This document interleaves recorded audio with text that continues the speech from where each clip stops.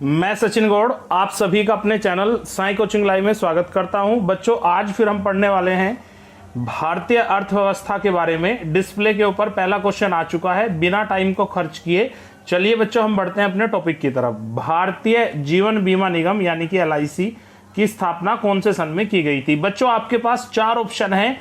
आप सभी को तेजी के साथ रिप्लाई करना है और एक बार सेशन को शेयर कर दीजिएगा सभी ग्रुप में। LIC की स्थापना कौन से सन में हुई? एक ऑप्शन आपको दिया गया है 1956, एक 1944, एक आपको दिया गया है 1950, एक बच्चों आपको दिया गया है 1947। सभी को तेजी के साथ बताना है कि भारतीय जीवन बीमा निगम यानी कि LIC की जो स्थापना है वो कौन से सन में की गई थी। तो बच्चों, यहाँ पर आपका जो राइट आंसर होने वाला है वो होने वाला है 1956, 1944 आपका गलत है, 1950 भी आपका गलत है और 1947 भी आपका यहाँ पर क्या हो जाता है, गलत हो जाता है। चलिए अब हम बात करते हैं अगले क्वेश्चन की। अगला क्वेश्चन डिस्प्ले पर आ चुका है और अगले क्वेश्चन को देखिएगा सभी बच्चे ध्यान से। राष्ट्रीय विकास परिषद का गठन हमारे देश में कब किया गया था? ये क्वेश्चन बार बार रिपीट हो रहा है परीक्षाओं में और मैं ऑलरेडी अपने लास्ट सेशन में बता चुका हूं कि राष्ट्रीय विकास परिषद का जो गठन है वो कब हुआ था। लेकिन यहां पर बच्चों आपको तेजी के साथ रिप्लाई करना है। राष्ट्रीय विकास परिषद का गठन कब हुआ? एक विकल्प है आपके पास 1952, एक 1953, एक 1954 और एक बच्चों आपको दिया गया 1955। सभी बच्चों को तेजी के साथ जो है अपना आंसर चैट बॉक्स में सबमिट कराना है। और ऐसे बच्चे जो सेशन में लेट आए हैं, एक बार जय हिंद लिखकर अपनी अटेंडेंस दीजिएगा और जैसे ही हमारा सेशन कंप्लीट होता है, कंप्लीट होने के बाद वंदे मातरम लिख के जो है बाय बाय कीजिएगा। राष्ट्रीय विकास परिषद का जो गठन है वो कब हुआ? 1952, 1953, 1954, एक आपको दिया गया है 1955। चलिए तेजी के साथ आंसर बताइएगा। बच्चों, यहां पर 1955 आपका गलत है, 1954 भी गलत है, 1953 भी गलत है। जो आपका राइट आंसर है वह है 1952। भारत में राष्ट्रीय विकास परिषद का गठन 1952 में किया गया था। 3 बात ध्यान रख लेनी है। योजना आयोग का गठन 1950, प्रथम योजना 1951 और राष्ट्रीय विकास परिषद का जो है गठन क्या हुआ 1952 में। ये 3 बात आपको परमानेंटली याद कर लेनी है क्योंकि इन तीनों का एक दूसरे से लिंक है और उसी के आधार पर तीनों के जो सन है वो कंटिन्यूसली आपको याद हो जाएंगे, 50, 51, 52। ठीक है, चलिए अब हम बात करते हैं नेक्स्ट क्वेश्चन की। बच्चों, क्वेश्चन नंबर 3 डिस्प्ले पर आ चुका है। खुले बाजार की क्रियाएं किस नीति का अंग हैं? चलिए तेजी के साथ रिप्लाई कीजिएगा। खुले बाजार की जो क्रियाएं हैं वो किस नीति का अंग है? एक आपको दिया गया है साख नीति, एक प्रशुल्क नीति दिया गया है, एक व्यापारिक नीति दिया गया है, एक आपको बच्चों दिया गया है प्राकृतिक संसाधन नीति। चलिए सभी बच्चे तेजी के साथ रिप्लाई करेंगे। खुले बाजार की जो क्रियाएं हैं वो किस नीति का अंग है? साख नीति, प्रशुल्क नीति और व्यापारिक नीति और प्राकृतिक संसाधन नीति। चलिए तेजी के साथ रिप्लाई कीजिएगा। आपके पास 3 से 4 सेकंड का समय है बच्चों, उसी के अंदर आपको रिप्लाई करना है। साख नीति, प्रशुल्क नीति, व्यापारिक नीति और प्राकृतिक संसाधन नीति। चलिए 4 विकल्प हैं आपके पास। तो बच्चों, यहाँ पर प्राकृतिक संसाधन आपका गलत आंसर है, व्यापारिक नीति भी गलत आंसर है, प्रशुल्क नीति भी आपका गलत आंसर है।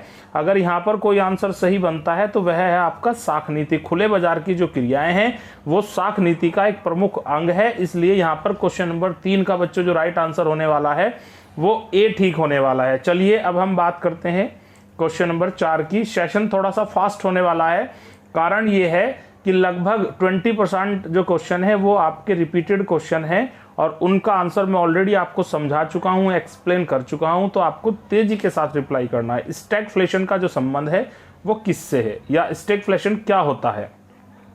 एक विकल्प बच्चों यहां पर दिया गया है आयात निर्यात से ज्यादा हो, आयात निर्यात से कम हो, एक मंदी के साथ मुद्रास्फीति और एक आपको दिया गया है बच्चों रोजगार में अचानक वृद्धि। चलिए सभी बच्चे तेजी के साथ रिप्लाई करेंगे।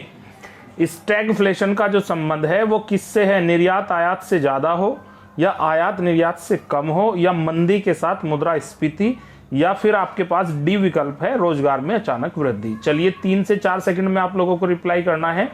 मैं सभी बच्चों के कमेंट्स पढ़ भी रहा हूं और एक दिन मैं नंबर से सभी के नाम भी लूंगा और आप सभी को अपने अपने आंसर तेजी के साथ सबमिट कराने हैं। स्टैगफ्लेशन का जो संबंध है आयात निर्यात से ज्यादा हो, इससे भी नहीं है, आयात निर्यात से कम हो, उससे भी नहीं है, रोजगार में अचानक वृद्धि इससे भी नहीं है।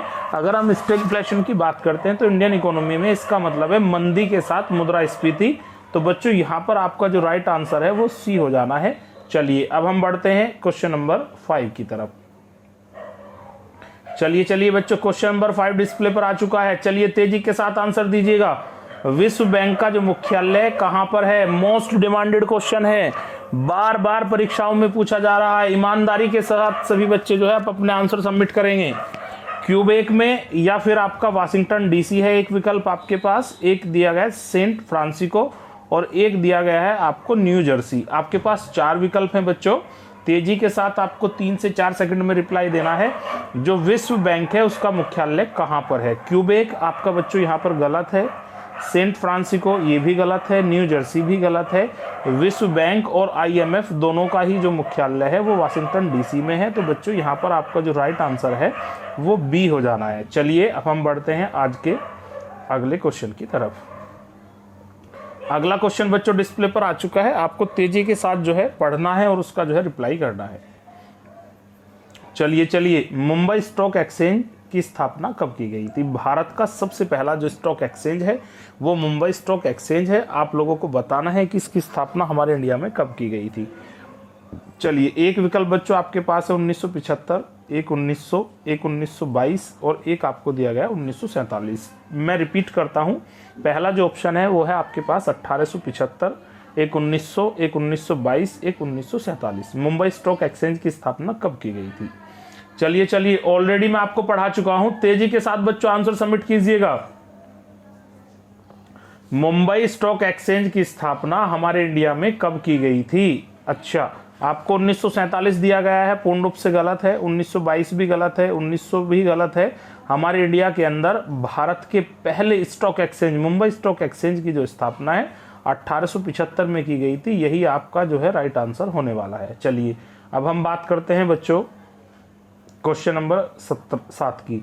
वर्तमान में कुल कृषि ऋणों का कितना प्रतिशत संस्थागत स्रोतों से यानी कि प्राइवेट सेक्टर से प्राप्त कराया जाता है? चलिए वर्तमान में कुल कृषि ऋणों का कितना प्रतिशत संस्थागत स्रोतों से उपलब्ध कराया जाता है? एक बच्चों आपको दिया गया है 45%, एक दिया गया है 55%, एक 65%, एक आपको दिया गया है 75%। सर्वाधिक जो भागीदारी है वो संस्थागत स्रोतों की है। वो लगभग आपकी कितनी है? तेजी के साथ आप लोगों को रिप्लाई करना है।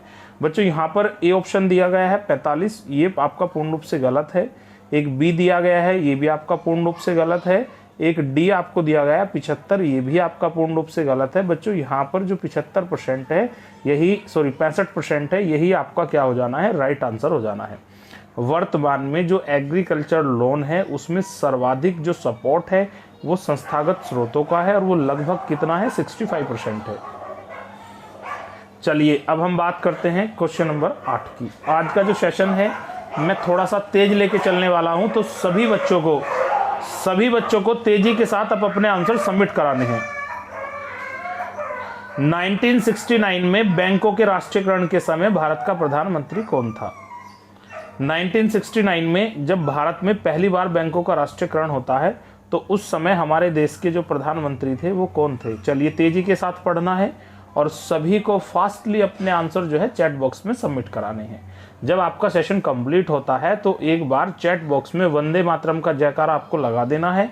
जो बच्चे सेशन में लेट जुड़े हैं उन सभी को जय हिंद लिखकर अपनी अटेंडेंस दर्ज करानी है। चलिए एक ऑप्शन बच्चों आपके पास है पंडित नेहरू, एक मोरारजी देसाई, एक राजीव गांधी, एक आपको दिया गया है इंदिरा गांधी।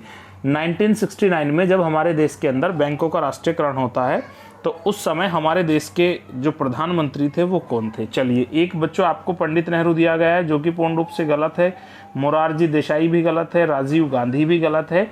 इंदिरा गांधी के समय में सर्वप्रथम हमारे देश में 14 बैंकों का राष्ट्रीयकरण किया गया था, तो इसलिए बच्चों आपका डी आंसर यहाँ पर क्या हो जाता है? सही हो जाता है। चलिए अब हम बात करते हैं आज के क्वेश्चन नंबर 9 की तरफ बढ़ते हैं। निम्न में से कौन सी एक बेरोजगारी का दूर करने का सबसे मुश्किल तरीका है? निम्नलिखित में से कौन सी ऐसी बेरोजगारी है जिसको दूर करना जो है सबसे कठिन है? एक बच्चों आपको दिया गया है मौसमी बेरोजगारी, एक आपको दिया गया है अनैच्छिक बेरोजगारी और बच्चों एक आपको जो है डिस्प्ले पर दिया गया है ढांचागत बेरोजगारी, एक आपको दिया गया घर्षणात्मक बेरोजगारी।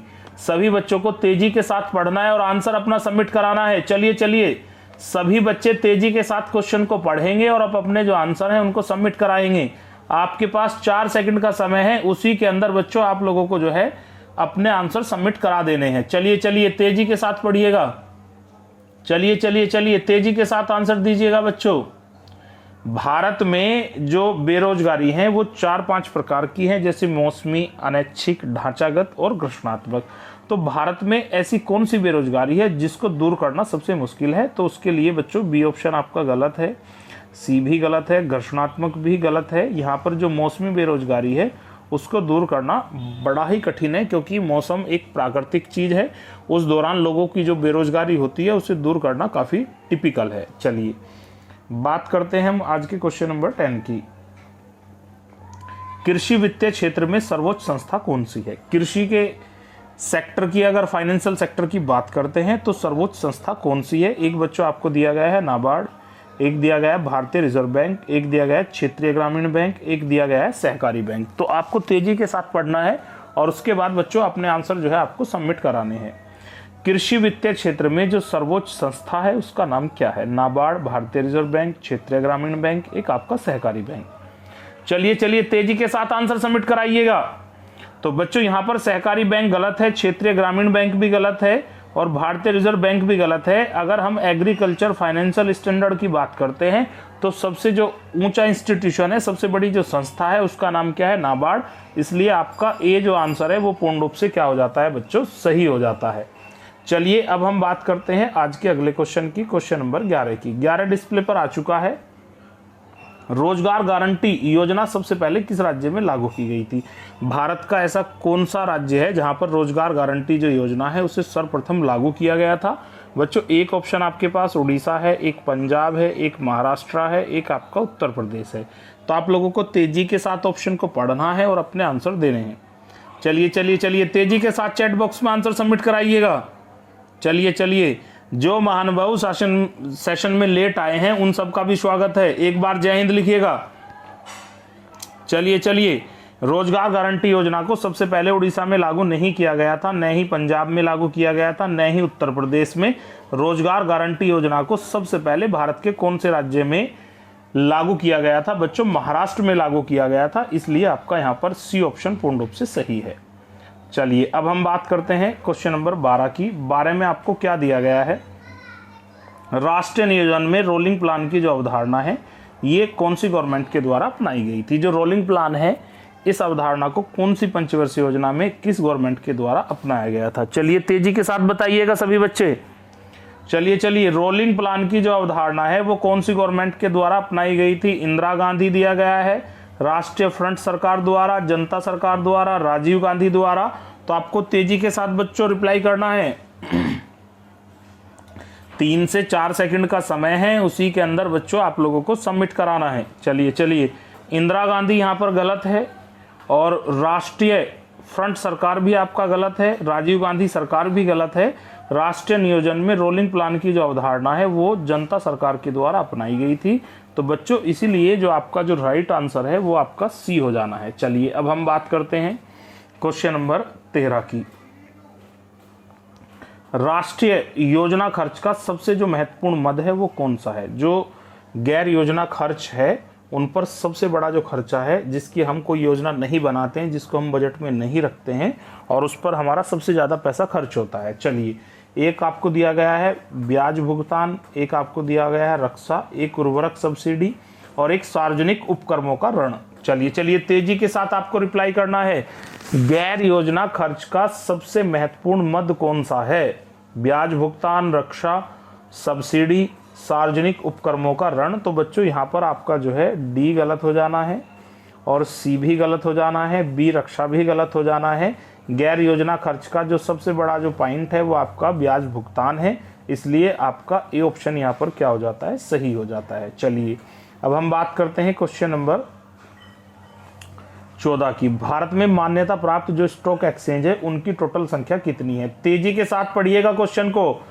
भारत में मान्यता प्राप्त जो टोटल स्टॉक एक्सचेंज है उनकी संख्या कितनी है, ये आप लोगों को तेजी के साथ रिप्लाई करना है। एक विकल्प है 10, एक है बच्चों 16, एक आपको दिया गया है 24 और एक आपको दिया गया है 22। भारत में मान्यता प्राप्त जो स्टॉक एक्सचेंज है उनकी टोटल संख्या कितनी है? चलिए चलिए तेजी के साथ आंसर सबमिट कीजिएगा। बच्चों 10 भी आपका गलत है, 16 भी गलत है, 22 भी गलत है। हमारे इंडिया में जो मान्यता प्राप्त जो स्टॉक एक्सचेंज है उनकी टोटल संख्या वर्तमान में कितनी है? 24 है। इसलिए 14 जो क्वेश्चन है इसका आपका जो राइट आंसर है बच्चों वो सी हो जाना है। अब हम बात करते हैं अगले क्वेश्चन की, क्वेश्चन नंबर 15 की। क्वेश्चन नंबर 15 बच्चों डिस्प्ले पर आ चुका है। किसान क्रेडिट कार्ड जो योजना है यह कौन से वर्ष प्रारंभ की गई थी? एक 1998 है, एक 1991, 1996 और एक डी विकल्प दिया गया है 2000। चलिए चलिए जो बच्चे लेट आए हैं एक बार जय हिंद लिखिएगा और तेजी के साथ सेशन के साथ जुड़िएगा। किसान क्रेडिट कार्ड जो योजना है जिसके तहत किसानों को बहुत ही न्यूनतम दर पर ऋण उपलब्ध कराया जाता है ताकि वो बीज खरीद सकें और अपनी फसल को बो सकें। चलिए चलिए तेजी के साथ रिप्लाई कीजिएगा। यहाँ पर बच्चों डी भी गलत है, 1996 भी गलत है, 1991 भी गलत है। किसान क्रेडिट कार्ड जो योजना है भारत सरकार के द्वारा 1998 में जारी की जाती है किसानों को आर्थिक सहायता देने के उद्देश्य से। चलिए अगला क्वेश्चन डिस्प्ले पर आ चुका है। शंकरलाल गुरु समिति का संबंध किसके साथ है? तो शंकरलाल जो गुरु समिति है इसका संबंध किससे है? एक आपको दिया गया है किसान कृषि विपणन यानी कि एग्रीकल्चर मार्केटिंग, एक कृषि उत्पादन दिया गया है, एक गवर्नमेंट सेक्टर की वितरण प्रणाली दिया गया है, एक कृषि निर्यात दिया गया है। शंकरलाल गुरु समिति का जो संबंध है वो कौन से सेक्टर से है? आप लोगों को 3 से 4 सेकंड में बच्चों आंसर अपना सबमिट कराना है। शंकरलाल गुरु समिति का संबंध किससे है? चलिए चलिए तेजी के साथ आंसर सबमिट कीजिएगा। 3 से 4 सेकंड में ही बच्चों को जो है आप अपने आंसर जो है सबमिट कराने हैं। चलिए चलिए अब हम क्या करते हैं, तेजी के साथ आंसर की तरफ बढ़ते हैं। तो बच्चों डी आपका गलत है, सी भी गलत है, कृषि उत्पादन यानी कि बी भी गलत है। शंकरलाल गुरु समिति का संबंध एग्रीकल्चर मार्केटिंग से है। तो यहाँ पर बच्चों आपका ए ऑप्शन क्या हो जाना है? सही हो जाना है। चलो अब हम बात करते हैं आज के क्वेश्चन नंबर 17 की। इंपीरियल बैंक ऑफ इंडिया जिसको वर्तमान में एसबीआई कहा जाता है, इसका राष्ट्रीयकरण करके भारतीय स्टेट बैंक में कब इसको परिवर्तित कर दिया गया है? पहले इंपीरियल बैंक ऑफ इंडिया कहा जाता था लेकिन इसका नाम बदलकर इसको गवर्नमेंट सेक्टर में लाया गया और इसको जो है भारतीय स्टेट बैंक का दर्जा प्रदान किया गया। चलिए चलिए तेजी के साथ आपको रिप्लाई करना है। एक आपको दिया गया है 1935, एक 1949, एक 1955, एक आपको दिया गया है 1962। चलिए चलिए बच्चों तेजी के साथ आपने अपने आंसर सबमिट कीजिएगा। इंपीरियल बैंक ऑफ इंडिया का राष्ट्रीयकरण जो है जब किया गया तो वो सन कौन सा था, और साथ ही साथ जब राष्ट्रीयकरण हुआ तो इंपीरियल बैंक ऑफ इंडिया को एसबीआई के नाम से जाना जाने लगा। चलिए 1935 बच्चों यहाँ पर आपका गलत है, 1949 भी गलत है, 1962 भी गलत है। यहाँ पर जो आपका राइट आंसर है बच्चों वो आपका 1955 है। इंपीरियल बैंक ऑफ इंडिया का नाम बदलकर एसबीआई रखा गया और साथ ही साथ उसको राष्ट्रीय बैंक का दर्जा दिया गया। चलिए बात करते हैं आज के अगले क्वेश्चन की। अगला क्वेश्चन डिस्प्ले पर आ चुका है। कर सुधार समिति के जो अध्यक्ष हैं वो किसको नियुक्त किया गया था? भारत में कर सुधार जब समिति बनाई गई तो उसके अध्यक्ष किसको नियुक्त किया गया था? एक आपको दिया गया प्रणब मुखर्जी, एक केपी नरसिंह और एक एस जानकी रमन, एक राजा चेलैया। चलिए चलिए चलिए सभी बच्चों को तेजी के साथ रिप्लाई करना है। कर सुधार समिति के जो अध्यक्ष थे वो किसको बनाया गया था? प्रणब मुखर्जी यहाँ पर पूर्ण रूप से गलत है, केपी नरसिंह ये भी आपका गलत है, जानकी रमन भी गलत है। कर सुधार समिति के जो अध्यक्ष हैं वो किसको बनाया गया था? राजा चेलैया को बनाया गया था। इसलिए 18 का बच्चों यहाँ पर डी जो आंसर है वो ठीक हो जाना है। चलिए अब हम बात करते हैं आज के अगले क्वेश्चन की। निम्नलिखित में से कौन सा बेमेल है? चलिए अब हमको मैचिंग वाला एक क्वेश्चन दिया गया है। सिविल सर्विसेज में बहुत सारे क्वेश्चन जो है मैचिंग के आधार पर ही पूछे जाते हैं। चलिए अब आपको राइट आंसर सबमिट कराना है। यहाँ पर एक दिया गया रेखा समिति। क्या रेखा समिति का संबंध आयात निर्यात प्रक्रिया सरलीकरण पर था? एक आपको विकल्प दिया गया है नजून दंपा जो समिति है उसका संबंध रेल किराया भाड़ा से था। रंगराजन समिति, इसका संबंध भुगतान असंतुलन से था। गोईपोरिया समिति, इसका संबंध बैंकिंग सेवा से था। चलिए तेजी के साथ बच्चों अपने आंसर सबमिट कीजिएगा। बेमेल आपको बताना है। अब यहां पर 3 बिल्कुल आपके राइट विकल्प हैं, एक आपका गलत है, वही आपको फाइंड करके बताना है। चलिए, जो गोईपोरिया समिति है इसका संबंध बैंकिंग सुधार सेवा से था, मैं ऑलरेडी बता चुका हूं। तो बच्चों डी आपकी बात बिल्कुल सही है, इसकी मैचिंग पूर्ण रूप से सही है। रंगराजन समिति का संबंध भुगतान असंतुलन से था, ये बात भी आपकी सही है। और नजून दंपा जो समिति है इसका संबंध रेल किराया बढ़ाने की एक रिकमेंडेशन से था, तो ये भी आपका गलत है। जो मैचिंग में फिट नहीं आता है वो है कि रेखा समिति का संबंध आयात निर्यात प्रक्रिया से था। मैं आपकी जानकारी के लिए बता दूं, जो रेखा समिति है इसका संबंध अप्रत्यक्ष कर सुधार प्रणाली से था, तो इसलिए आपका बच्चों यहाँ पर ये ठीक हो जाना है, ये बिल्कुल भी मैचिंग में नहीं आता है। अगले क्वेश्चन की बात करते हैं। अगला क्वेश्चन डिस्प्ले पर आ चुका है। स्वाधीन भारत की प्रथम औद्योगिक जो नीति है वो कौन से वर्ष घोषित की गई थी? भारत की पहली औद्योगिक नीति आपको बताना है। मैं औद्योगिक नीतियों के बारे में लगभग सारे ही क्वेश्चन करा चुका हूं। हमारे देश की जो पहली औद्योगिक नीति थी वो कौन से सन में जारी की गई थी? चलिए तेजी के साथ आपको बताना है।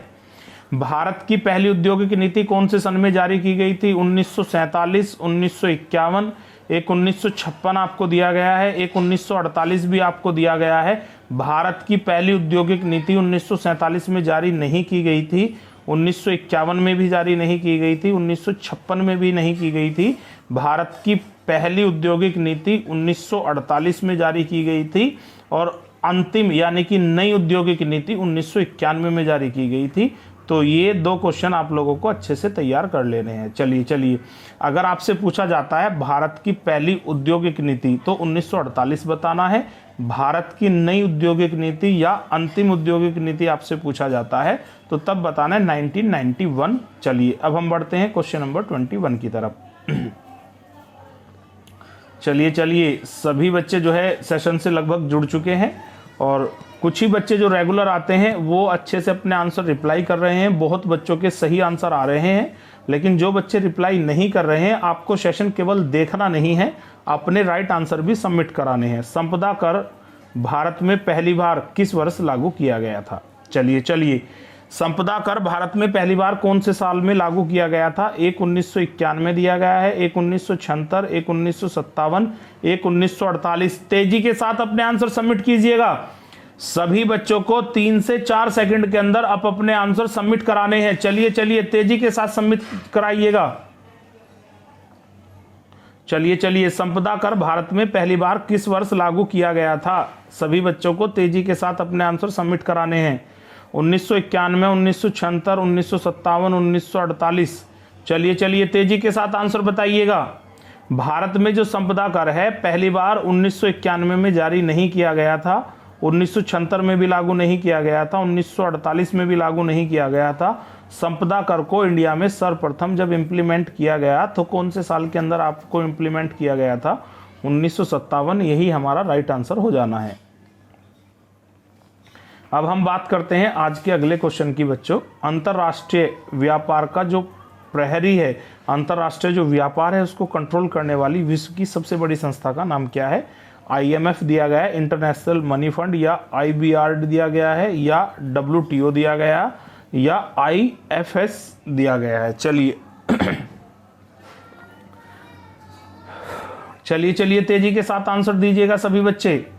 3 से 4 सेकंड का आप लोगों को समय दिया गया है, उसी के अंदर आपको अपने आंसर सबमिट कराने हैं। अंतरराष्ट्रीय व्यापार का जो प्रमुख प्रहरी है वो कौन है? IMF है, IBRD है, WTO है, या IFC है? चलिए तेजी के साथ आंसर सबमिट कीजिएगा। IMF यहां पर गलत है, IBRD गलत है, IFC भी गलत है, WTO यहां पर बच्चों आपका क्या हो जाता है? एकदम बिल्कुल सही आंसर हो जाता है। चलिए तेजी के साथ बढ़ना है सेशन की तरफ। अगला क्वेश्चन डिस्प्ले पर आ चुका है। सभी बच्चों को अपना माइंड लगाना है और ज्यादा से ज्यादा क्वेश्चन के जो आंसर हैं वो आप लोगों को सबमिट कराने हैं। चलिए तेजी के साथ रिप्लाई कीजिएगा। चलिए बच्चों तेजी के साथ रिप्लाई कीजिएगा। निम्नलिखित में से वह कौन सा विदेशी बैंक है जिसका कार्यालय भारत में है? भारत में बहुत सारे विदेशी बैंक नहीं है, एकमात्र भारत में काम करने वाला जो विदेशी बैंक है वो ब्रिटेन का है। वो बैंक आपको बताना है, आपको ये ध्यान से पढ़ लेना है। वो प्राइवेट की बात नहीं कर रहा है, वो बात कर रहा है कि भारत में जो विदेशी बैंक है वह कौन सा काम करता है। चलिए, एक दिया गया है आपको HDFC, एक बी विकल्प बच्चों आपको पहला ऑप्शन तो दिया गया है HDFC, सेकंड विकल्प आपको दिया गया है IDBI, एक दिया गया है कर्नाटक बैंक और एक दिया गया है स्टैंडर्ड चार्टर्ड बैंक। चलिए तेजी के साथ रिप्लाई कीजिएगा।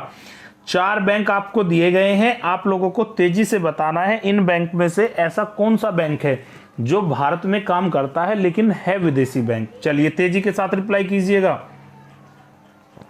HDFC यहां पर बच्चों पूर्ण रूप से गलत है, IDBI भी आपका गलत है, कर्नाटका बैंक भी गलत है। भारत में काम करने वाला विदेशी जो बैंक है उसका नाम है स्टैंडर्ड चार्टर बैंक, और ये कौन सी कंट्री का बैंक है? ये एक ब्रिटेन बैंकिंग शाखा है और ये भारत में बड़े पैमाने पर कार्य करती है। चलिए तेजी से बढ़ते हैं हम आज के अगले क्वेश्चन की तरफ। क्वेश्चन नंबर 24 बच्चों डिस्प्ले पर आ चुका है।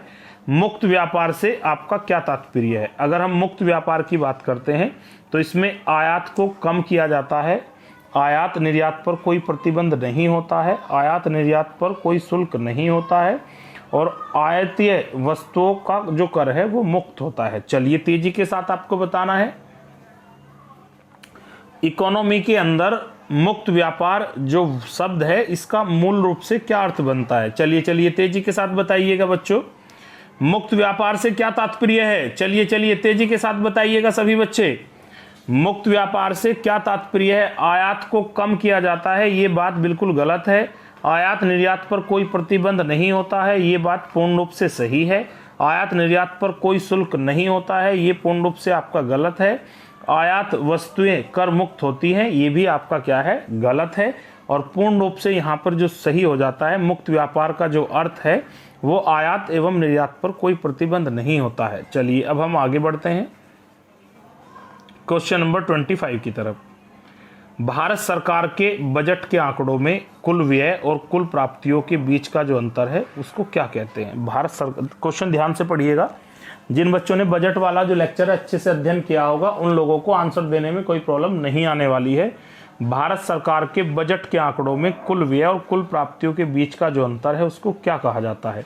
एक विकल्प है राजकोष के घाटा, एक बजटीय घाटा, एक राजस्व घाटा, एक चालू घाटा। आपको तेजी के साथ बच्चों रिप्लाई करना है।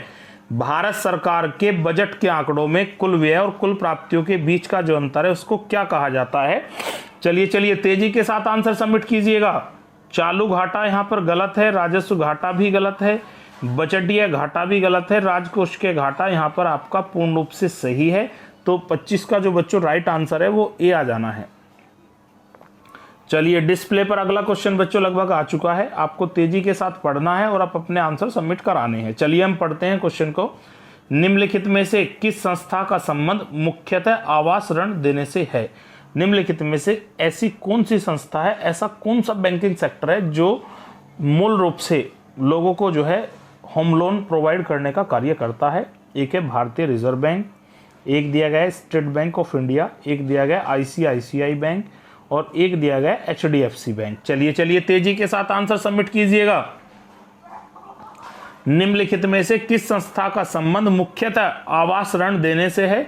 तो बच्चों तेजी के साथ बताना है निम्नलिखित में से कौन सी ऐसी बैंकिंग संस्था है जिसका मूल रूप से, हालांकि सभी बैंक जो है होम लोन प्रोवाइड करते हैं, लेकिन एक संस्था ऐसी है जिसकी स्थापना ही होम लोन प्रोवाइड कराने के लिए हुई है। तो यहाँ पर बच्चों भारतीय रिजर्व बैंक गलत हो जाता है, स्टेट बैंक ऑफ इंडिया भी गलत हो जाता है, ICICI बैंक भी गलत हो जाता है। होम लोन प्रोवाइड करने वाली भारत की जो सबसे बड़ी संस्था है और जिसका मुख्य रूप से काम ही यही है वह आपका HDFC बैंक है, यानी कि यहाँ पर डी आपका क्या हो जाता है बच्चों? सही हो जाता है। और ये एक प्राइवेट सेक्टर का बैंक है, ये भी आपको ध्यान रख लेना है। चलिए अब हम बात करते हैं क्वेश्चन नंबर 27 की। निम्नलिखित भारतीय बैंकों में से कौन सा एक राष्ट्रीयकृत बैंक नहीं है? 4 बैंक आपको दिए गए हैं जिनमें से 3 गवर्नमेंट सेक्टर के हैं, एक आपका प्राइवेट बैंक है, तो वो प्राइवेट बैंक आपको फाइंड करके बताना है। चलिए आपको एक ऑप्शन दिया गया है कॉरपोरेशन बैंक, एक देना बैंक, एक फेडरल बैंक, एक दिया गया है विजया बैंक। चलिए तेजी के साथ रिप्लाई कीजिएगा। निम्नलिखित में से कौन सा भारतीय बैंक है और साथ ही साथ राष्ट्रीयकृत बैंक भी नहीं है? चलिए एक आपको प्राइवेट सेक्टर का बैंक दिया गया है 4 विकल्प में से, उसको आपको फाइंड आउट करना है। कॉरपोरेशन बैंक यहाँ पर बच्चों पूर्ण रूप से सरकारी है, ये गलत है। देना बैंक भी पूर्ण रूप से राष्ट्रीयकृत गवर्नमेंट बैंक है, ये भी सही है आपका। और विजया बैंक, ये भी आपका सही है। यहाँ पर बच्चों हम लोगों को जो आंसर देना है वो देना है निम्नलिखित में से कौन सा राष्ट्रीयकृत बैंक नहीं है। तो बच्चों यहाँ पर आपका सी ऑप्शन पूर्ण रूप से क्या हो जाता है? सही हो जाता है। चलिए हम बढ़ते हैं आज के अगले क्वेश्चन की तरफ। क्वेश्चन नंबर 28 डिस्प्ले पर आ चुका है। निम्नलिखित में से कौन राष्ट्रीय विकास परिषद में शामिल नहीं होता है? जब राष्ट्रीय विकास परिषद की बैठक होती है तो निम्नलिखित में से कौन सा है जिसको कॉल नहीं किया जाता है? चलिए तेजी के साथ बताइएगा आंसर। चलिए सभी बच्चों को तेजी के साथ अपना आंसर सबमिट कराना। चलिए बच्चों 28 क्वेश्चन के आंसर जो है आपको सबमिट कराने हैं तेजी के साथ। चलिए एक बार हम क्वेश्चन को पुनः पढ़ लेते हैं। निम्नलिखित में से कौन सा राष्ट्रीय विकास परिषद की जो बैठक है उसमें शामिल नहीं होता है? राज्यों के मुख्यमंत्री, योजना आयोग के सदस्य, वित्त मंत्रालय के सदस्य और प्रधानमंत्री। 4 विकल्प डिस्प्ले पर दिए गए हैं, उनका आप लोगों को आंसर सबमिट कराना है। निम्नलिखित में से राष्ट्रीय विकास परिषद में कौन शामिल नहीं होता है? चलिए तेजी के साथ आप लोगों को अपने आंसर सबमिट कराने हैं। जब कभी भी राष्ट्रीय विकास परिषद का गठन होता है तो किसको शामिल नहीं किया जाता है उसकी बैठकों में? राज्यों के मुख्यमंत्री, योजना आयोग के सदस्य, वित्त मंत्रालय के सदस्य, प्रधानमंत्री। बच्चों प्रधानमंत्री शामिल होते हैं, ये आपका गलत हो जाता है। योजना आयोग के सभी सदस्यों को कॉल किया जाता है, ये भी यहाँ पर गलत हो जाता है। राज्यों के मुख्यमंत्री भी शामिल होते हैं, ये भी गलत हो जाता है। अगर किसी को कॉल नहीं किया जाता तो वह है वित्त मंत्रालय के सभी सदस्य, इनको कभी भी राष्ट्रीय विकास परिषद में शामिल नहीं किया जाता है। चलिए आगे बढ़ते हैं क्वेश्चन नंबर 29 की तरफ। पंचवर्षीय योजना बनाने की जो जिम्मेदारी है वो किसके ऊपर होती है? पंचवर्षीय योजना बनाना और उसे इंप्लीमेंट करना दोनों ही अलग अलग सेक्टर का काम है। आप लोगों को ये बताना है ऐसी पंचवर्षीय योजना पंचवर्षीय योजना बनाने की जो जिम्मेदारी है वो किसकी होती है? एक आपको दिया गया है प्रधानमंत्री, एक राष्ट्रीय विकास परिषद, एक नीति आयोग, एक दिया गया है केंद्र एवं राज्य सरकार। चलिए तेजी के साथ आंसर देना है आपको। पंचवर्षीय योजना बनाने की जो जिम्मेदारी है मुख्य रूप से कौन से डिपार्टमेंट के पास होती है? आपको तेजी के साथ बच्चों 4 सेकंड के अंदर अपने आंसर सबमिट कराने हैं। चलिए तेजी के साथ आंसर सबमिट कराइएगा बच्चों। प्रधानमंत्री यहां पर गलत है। राष्ट्रीय विकास परिषद जो है आपका, ये भी आपका पूर्ण रूप से गलत है। और केंद्र और राज्य सरकार, ये भी गलत है। सबसे पहले पंचवर्षीय योजना आयोग के द्वारा बनाई जाती है और उन पर जो कंट्रोल का कार्य है वो राष्ट्रीय विकास परिषद के द्वारा किया जाता है। लेकिन बच्चों यहाँ पर आपसे ये पूछा गया है कि जो पंचवर्षीय योजनाएं हैं उनको बनाने की जिम्मेदारी किसकी है? तो राइट आंसर यहाँ पर नीति आयोग आपका हो जाना है। चलिए अब हम बात करते हैं आज के लास्ट क्वेश्चन की। राष्ट्र की जीवन रेखा किसे उद्घोषित किया जाता है? निम्नलिखित में से कौन सी ऐसी फाइनेंशियल बात है या ऐसा कौन सा फाइनेंशियल बजट है जिसको राष्ट्र की जीवन रेखा के नाम से जाना जाता है? एक दिया गया है भारत का पहला रेल बजट, एक केंद्रीय बजट 2002-03, एक केंद्रीय बजट 2003 से 4 का और एक दिया गया है केंद्रीय बजट 2004-05 वाले फाइनेंशियल ईयर का। राष्ट्र की जो जीवन रेखा है ये किसको कहा जाता है? आपको तेजी के साथ आंसर सबमिट कराना है।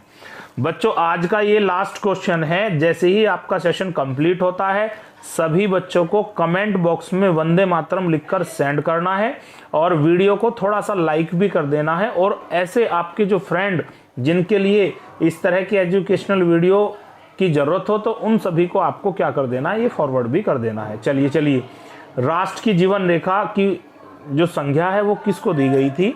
2004-05 के बजट को गलत है, 3-4 के बजट को ये भी गलत है, 2-3 के बजट को ये भी गलत है। यहाँ पर बच्चों जो राइट आंसर है, हमारे देश का जो पहला रेल बजट था उसे राष्ट्र की जीवन रेखा उस समय कहा गया था। तो बच्चों आज का जो सेशन है आपका कंप्लीट हो चुका है और आई होप दैट आप सभी को ये जो सेशन है बहुत अच्छे से समझ में आया होगा। आप मेरी इन वीडियो के अंदर क्या सुधार चाहते हैं या किस नए विषय पर आप नेक्स्ट वीडियो चाहते हैं तो उन सभी को आपको कमेंट बॉक्स में सबमिट करना है। Thank you so much watching our video.